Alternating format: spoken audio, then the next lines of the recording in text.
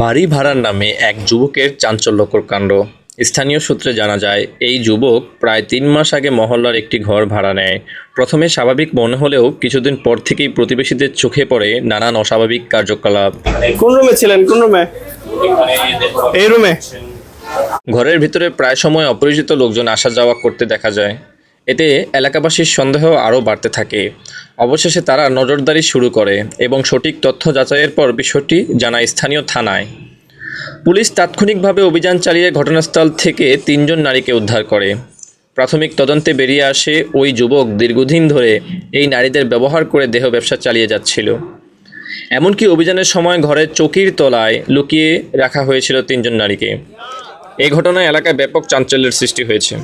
স্থানীয়রা জানান, দিনের পর দিন তাদের শান্তিপূর্ণ মহল্লাকে কলঙ্কিত করা হয়েছে।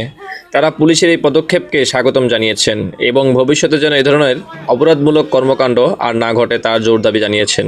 পুলিশ জানিয়েছে, গ্রেপ্তারকৃত যুবকের বিরুদ্ধে মানব পাচার ও দেহ ব্যবসার মামলার প্রস্তুতি চলছে।